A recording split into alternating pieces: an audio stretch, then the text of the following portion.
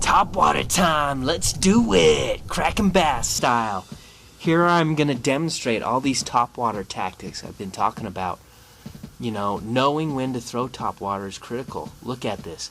Early morning, hot day, summertime, parallel to the bank. Boom. He's on there. Oh, snap me off. Dang, that sucks. Anyway, that's when you catch topwater bass. It's in the summer, early morning, low light conditions, warm water. Make shallow casts along the bank. Oh, I just missed one right there. And that's where you hook up on bass. You know, here's several different lakes I'm going to go to and show you how these topwater tactics work. This is at Manaway Reservoir, early in the morning, early in the summer. I just walk, make a cast along the bank, and move to the next spot.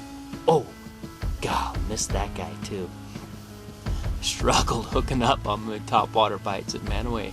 Had 4 of them and missed all of them. But here's the same deal at Sand Hollow, throwing the evergreen shower blows right up against the bank. See where that thing landed? Couple twitches, bam! He hooks up. It's a solid bass. So much fun. Anyway, you know, reel this bad boy in, and he's a nice one. Let him go. But open water, I like to use the spook style baits like I'm using here. This is just open, no grass, no nothing, and just get it right up against the bank. Look, I'm on a boat and all my bites are within 3 feet of the bank. You could do this same thing from the shore, which I do all the time. And I just missed a couple right there again at Sand Hollow. But I like the big spooks, you know, on big, deep, clear water early in the morning. And every one of these strikes, look at it, clear at the end of the cast. You got to make long casts with topwaters. It's crucial that you have good gear and you can make long casts, and then you can catch some nice bass early in the morning in the summer. That warm water is the key to getting those topwater bites. It makes them chomp, that's for sure.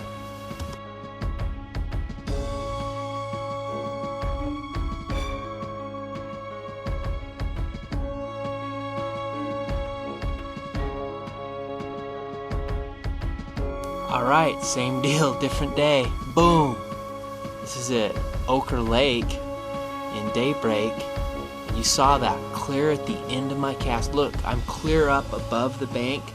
You know, those bass can be shallow, so I don't stand right on the bank a lot of times unless I'm making real parallel casts. And this guy came up and hit that spook. Check it out. Not a bad little fatty out of Ochre Lake. Pretty fun. And once again, warm water, look at the light, low light, early morning, kind of overcast, and that's when you get your topwater bites. You know, that's when they bite. Low light, overcast days, dark days, warm water, that's the ticket. Here's another fun strike out at Ochre Lake. Clear, long cast, parallel to the bank, walking that spook along. Got him.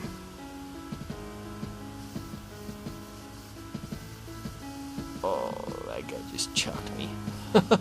Right there. Frustrating, but still fun. Anyway, you know, this is kind of more of an open water type of a deal. That's why I'm fishing a spook. I feel like it covers a lot of area and gets bigger bites. Check this out. Here's a little fun thing. Oh, I just got swung at, missed. So I have a chase rod. This is rigged up with a little zoom trick worm, and I throw out right where that blow up was. My topwater bait is literally still in the water, and I let this little drop shot zoom trick worm, you can see how shallow it is, and so I know that bass is by that drop shot, so I just shake it right there by that bait. Reel up my slack. I know he's there still, so I shake it a couple more times right where he blew up. And sure enough, he comes over and sucks that trick worm in. So cool, you know, have a little chase bait. those other strikes that I was missing at man away and stuff, I should have had a chase bait like I did here. Look, my other bait was in the water, and he winds up running into it. So this bass is hooked on both poles. Crazy times. But anyway, kind of a little bit of a mess, but hey, you know, 2 poles on 1 bass. It's a good way to make sure you get them in.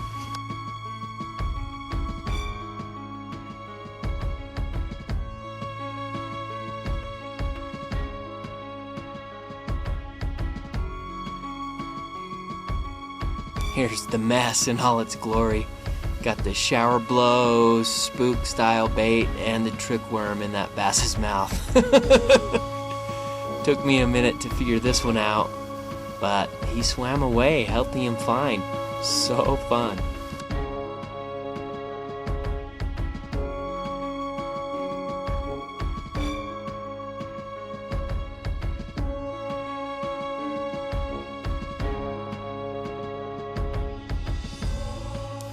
Alright, here's another lake. This is at Crowther's Reservoir up in Idaho, and now I'm throwing a popper. Probably not the best choice in this situation as I come to find out, but I like a popper when it's like, look how flat calm it is. Look at the skies. Overcast. That's when you know you want topwater bait. Popper's a little more finesse. It's a little later in the morning. I feel like you get more bites on a popper, just like I do here. I throw this Megabass Pop X out and watch this baby go to work.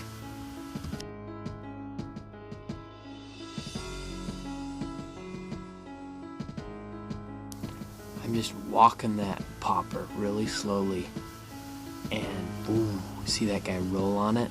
Let it sit there, let those feathers breathe. Boom, and he came back and ate it.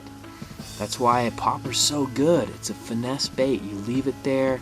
A lot of poppers will have feathers on the back, and it gets those bass to bite. Boom.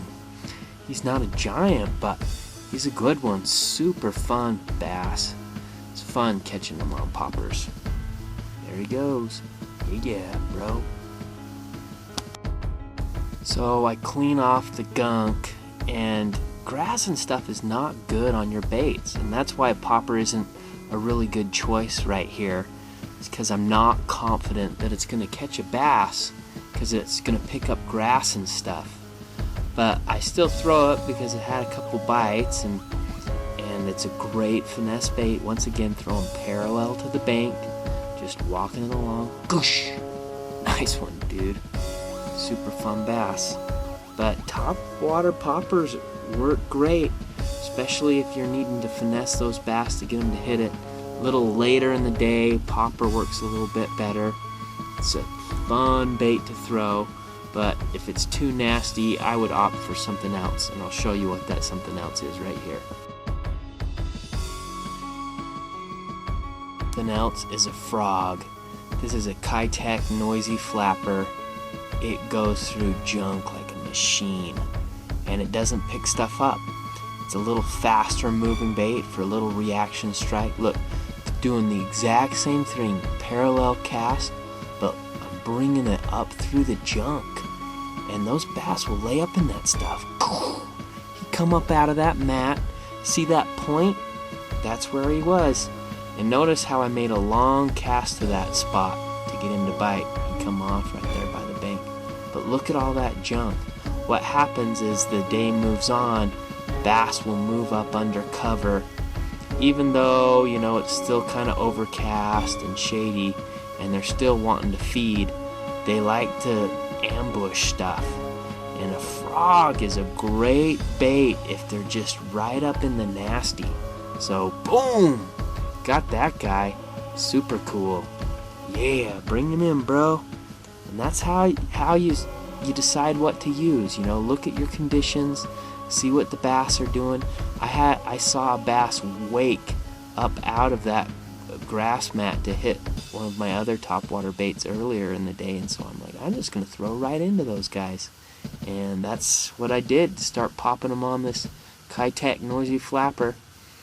That's how you topwater fish. Match the conditions, get out there, throw to them, and have a great time. Cracking bass, yeah.